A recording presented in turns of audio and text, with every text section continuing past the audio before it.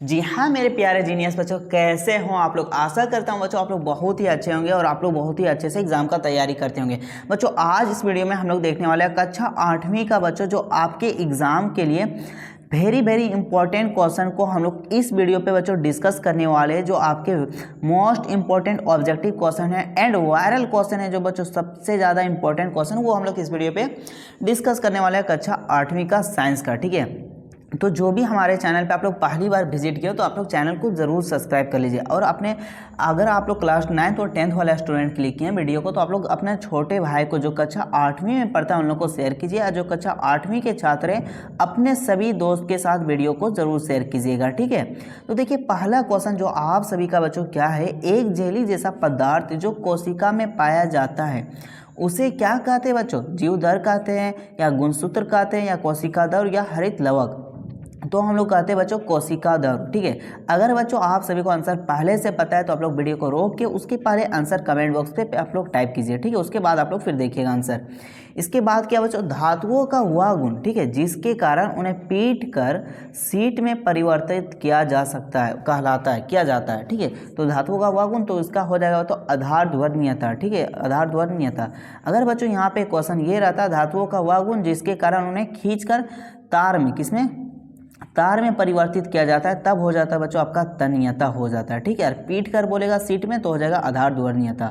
आपको इसलिए याद रखिएगा ये क्वेश्चन। ठीक है, इसके बाद बच्चों देखिए क्या है, चीनी को अल्कोहल में बदलने की प्रक्रिया क्या कहलाती है? तो क्या कहलाती है बच्चों? मॉडलिंग, किण्वन, नाइट्रोजन स्थिरीकरण, संगमरमर। तो ये आपका होता है बच्चों किण्वन, ऑप्शन नंबर बी हो जाएगा। इसके बाद बच्चों देखिए क्वेश्चन नंबर 4 में क्या लिखा है, दूध को दही में परिवर्तित करने वाला सूक्ष्म जीव है, यानी बच्चों दूध से दही को परिवर्तन जो करता है उस सूक्ष्म जीव का नाम क्या है? ठीक है, तो नाम क्या है बच्चों आपका? बेलिसिल एंथ्रिक्स, राइजोबियम, लैक्टोबैसिलस, उसके बाद क्या है, माइकोबैक्टीरियम। तो ये आपका आंसर हो जाएगा बच्चों लैक्टो, हाँ क्या लिखा है, लैक्टोबैसिलस। ये ऑप्शन नंबर सी आपका सही उत्तर हो जाएगा। इसके बाद बच्चों देखिए क्वेश्चन नंबर 5 में क्या लिखा है, कौन सा पदार्थ की विद्युत का कुचालक है? कौन सा पदार्थ विद्युत का कुचालक, यानी बच्चों ऐसा पदार्थ जिसमें करंट आपका पास ना हो, जिसको हम लोग क्या बोलते हैं, हीन चालक भी बोलते हैं। तो अशुद्ध जल, नींबू पानी, सिरका, साबुन, ये बच्चों ये तीनों में बच्चों साबुन पानी और सिरका और नींबू पानी, ये तीनों में बच्चों आपका करंट पास होता है, तो ये हो जाएगा आपका सुचालक। तो ये इसका आंसर हो जाएगा अशुद्ध जल। अशुद्ध जल में क्या होता है बच्चों? करंट पास नहीं होता है, तो क्या हो जाएगा, अशुद्ध जल हो जाएगा आपका कुचालक। इसके बाद बच्चों देखिए 6 में क्या, वृद्धि हार्मोन की स्रावित करने वाली ग्रंथि का नाम क्या है? तो क्या बच्चों, पीयूष ग्रंथि नाम है आपका। ठीक है, ऑप्शन नंबर क्या हो जाएगा, ए हो जाएगा। इसके बाद बच्चों देखिए क्वेश्चन नंबर 7 में क्या लिखा है, विपरीत दिशा में कार्यरत बलों में F1 तथा F2 का परिणाम बल कितना होगा? ठीक है, यहाँ परिणाम होगा। ठीक है, तो देखिए बच्चों कोई इधर से फोर्स लगा रहा है, ठीक, और कोई ये डायरेक्शन से फोर्स लगा रहा है, तो यहाँ पे क्या हो जाता है आपका, ये मान के चलिए बच्चों ये F1 लगा रहा है और ये आपका लगा रहा है F2, और यहाँ पे कोई एक बॉक्स है। ठीक है, यहाँ अब एक डिब्बा रख ली, तो ये दोनों फोर्स किधर ज़्यादा लगेगा, तो दोनों तरफ क्या होगा, जिसका ज़्यादा फोर्स होगा उधर चल जाएगा, यानी क्या हो जाएगा, माइनस हो जाएगा। क्या हो जाएगा, माइनस। जो कुल फोर्स हो जाएगा क्या हो जाएगा बच्चों, F1 माइनस F2 हो जाएगा। ठीक है, अगर बच्चों यहाँ पे विपरीत दिशा नहीं रहता, दिशा सेम रहता है बच्चों, तो यहाँ पे आपका हो जाता है प्लस, और दिशा सेम नहीं है विपरीत दिशा, तो यहाँ आपका हो जाएगा क्या हो जाएगा, माइनस हो जाएगा। क्या हो जाएगा बच्चों, यहाँ पे आप लोग का माइनस हो जाएगा। ठीक, अगर विपरीत दिशा हो तो। इसके बाद बच्चों देखिए क्वेश्चन नंबर 8 में क्या है, गलत कथन को चुनिए। गलत कथन को आपको चुनना है। ठीक है, जंगल में आग लगने के कारण, जंगल में आग लगने के कारण को गलत कथन में चुनना है। ठीक है, मनुष्य की लापरवाही, वृक्षों की कटाई, सूर्य की गर्मी, बिजली गिरना, तो किसके कारण इनमें से आग नहीं लगता, ये आपको चुनना है बच्चों गलत कथन को। ठीक है, तो इसका उत्तर बच्चों आप लोग कमेंट बॉक्स पे चुन के अपना उत्तर आप लोग सभी लोग दीजिएगा। ठीक है, इसके बाद बच्चों देखिए क्वेश्चन नंबर 9 में क्या है, आंतरिक निषेचन होता है। आंतरिक निषेचन कहाँ होता है बच्चों, मादा के शरीर में, मादा के शरीर के बाहर, नर के शरीर में, नर के शरीर के बाहर, तो ये हो जाए बच्चों आपका मादा के शरीर में, ऑप्शन नंबर ए हो जाएगा।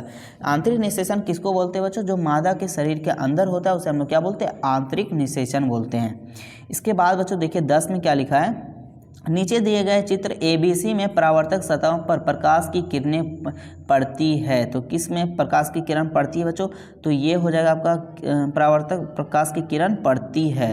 और बताइए कि किस सतह पर आपतन कोण परावर्तन कोण बराबर होता है? तो बच्चों कहाँ पे होता है? समतल दर्पण। तो यहाँ पे आप लोग देखिए फिगर में कौन सीधा एकदम समतल कोण है, ये देखिए खुरदरा खुरदी है, ये भी ऊंचा नीचे पहाड़ जैसा। तो इसका सही आंसर क्या हो जाएगा? फिगर नंबर ए, परावर्तक सतह ए हो जाएगा। तो देखिए कहाँ पे बच्चों ऑप्शन नंबर आप लोग को दिख रहा होगा, ऑप्शन नंबर ए में केवल सतह ए हो जाएगा। इसके बाद बच्चों देखिए क्या लिखा है 11 में, दानों को भूसे से अलग करना कहलाता है। जो दानों को भूसे से अलग करना हम लोग क्या कहते हैं बच्चों? थ्रेसिंग कहते हैं। ठीक है, ऑप्शन नंबर आपका डी हो जाएगा। इसके बाद बच्चों देखिए क्वेश्चन नंबर नेक्स्ट क्या लिखा है 12 में, निम्न में से किसे प्राप्त या तारा या प्रभात तारा भी कहा जाता है? तो किसको कहा जाता है बच्चों? ध्रुव तारा को, बृहस्पति ग्रह को, सीरीस ग्रह को या शुक्र ग्रह? तो ये आपका हो जाएगा बच्चों शुक्र ग्रह, ऑप्शन नंबर डी हो जाएगा। इसके बाद बच्चों देखिए क्वेश्चन नंबर 13 में क्या लिखा है, निम्नलिखित में कौन सा बल सौर परिवार के सदस्यों को बांधे रखता है? चुंबकीय बल, क्या विद्युत बल, गुरुत्वाकर्षण बल, नाभिकीय बल? तो ये आपको रखा जाता है बच्चों गुरुत्वाकर्षण बल, ऑप्शन नंबर क्या हो जाएगा? सी। इसके बाद बच्चों देखिए क्वेश्चन नंबर 14 में क्या लिखा है, निम्नलिखित में कौन सा कथन गलत है? जमीन पर लुढ़कते गेंद पर घर्षण बल लगता है, ये कथन सही है। दूसरा में क्या बच्चों, पानी की सतह पर तैरते हुए नाव पर घर्षण बल लगता है, ये भी सही है।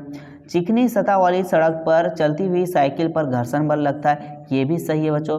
हवा में घूमने वाले गेंद पर घर्षण बल नहीं लगता, ये कथन आपका गलत हो जाएगा बच्चों। क्या हो जाएगा? घर्षण बल लगता है। ठीक, तो ऑप्शन नंबर डी इसका सही उत्तर हो जाएगा। इसके बाद बच्चों देखिए क्वेश्चन नंबर 15 में क्या है, पेट्रोलियम के कौन सा उत्पाद सड़क निर्माण हेतु उपयोग में लाया जाता है? तो कोक का लाया जाता है, या कोक गैस का, या बुटमीन का, उसके बाद पेट्रोल का? तो ये आपका लाया जाता है बुटमेन का। ठीक है, ऑप्शन नंबर सी हो जाएगा। इसके बाद बच्चों देखिए क्वेश्चन नंबर 16 में क्या लिखा है, जो ध्वनि सुनने से अप्रिय लगती है उसे कहते हैं? तो उसे क्या कहते हैं बच्चों? शोर कहते हैं। क्या कहते हैं? शोर। और एक क्वेश्चन यहाँ पे याद रखिएगा बच्चों, एकल, क्या रखिएगा? एकल आवृत्ति, एकल आवृत्ति की ध्वनि को क्या कहते हैं बच्चों? टोन कहते हैं। क्या कहते हैं? टोन कहते हैं। ये आप लोग याद रखिएगा। इसके बाद बच्चों देखिए 17 में क्या है, निम्नलिखित में से किसे रगड़कर आसानी से आवेशित नहीं किया जा सकता? आवेशित यानी बच्चों उसको चार्ज नहीं कर सकते। तांबे का छड़ को, या प्लास्टिक का पैमाना को, ऊनी वस्त्र को, फूला हुआ गुब्बारा को? तो फूला हुआ गुब्बारा को भी हम लोग रगड़कर में उसमें क्या आवेश कर सकते हैं, यानी उसमें चार्ज कर सकते हैं। प्लास्टिक को पैमाना को रगड़कर भी हम लोग प्लास्टिक चार्ज कर सकते हैं। ऊनी का वस्त्र भी हम लोग कर सकते हैं। तांबे का जो छड़ होता है बच्चों उसको आसानी से रगड़कर हम लोग आवेशित नहीं किया जा सकता है। ठीक है, तो ऑप्शन नंबर ए हो जाएगा। इसके बाद बच्चों 18 में क्या लिखा है, किस प्रदूषण के कारण स्वास्थ्य संबंधित रोग हो सकते हैं? तो वायु प्रदूषण, ध्वनि प्रदूषण, जल प्रदूषण, मृदा प्रदूषण? तो ये हो जाएगा बच्चों वायु प्रदूषण, ऑप्शन नंबर ए हो जाएगा। इसके बाद बच्चों देखिए क्वेश्चन नंबर 19 में क्या है, जंतुओं द्वारा प्राप्त खाद्य पदार्थ है, यानी बच्चों जंतुओं से कौन पदार्थ जो आपके खाद्य पदार्थ के है?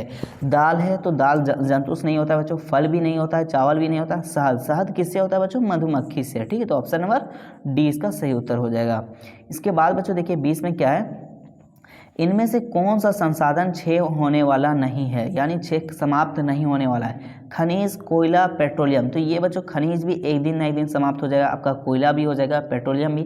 वायु क्या है बच्चों? वायु क्षय रोग थी नहीं, यानी क्या बच्चों? नवीकरणीय संसाधन है, ये समाप्त नहीं होने वाला है बच्चों। ठीक है, तो ये हो जाएगा ऑप्शन नंबर डी इसका सही उत्तर हो जाएगा। ठीक है, ये बच्चों ये आपका सेट 1 है, यानी समझ लीजिए बच्चों ये वीडियो पार्ट 1 है बच्चों। इसके बाद बच्चों आप सभी का आएगा पार्ट 2। ठीक है, तो ज़्यादा से ज़्यादा आप लोग वीडियो को शेयर कीजिएगा। आप लोग शेयर नहीं करते वीडियो, इसके वजह से आप लोग को वीडियो लेट आता है। तो आप लोग सभी दोस्तों के साथ वीडियो को शेयर कीजिएगा बच्चों, तब आप सभी का जल्दी जल्दी वीडियो आएगा और इंपॉर्टेंट ओनली वीडियो आप लोग को अपलोड करेंगे। ठीक है, तो हम लोग मिलते हैं बच्चों नेक्स्ट वीडियो में। तब तक के लिए जय हिंद, जय झारखंड, जोहार झारखंड।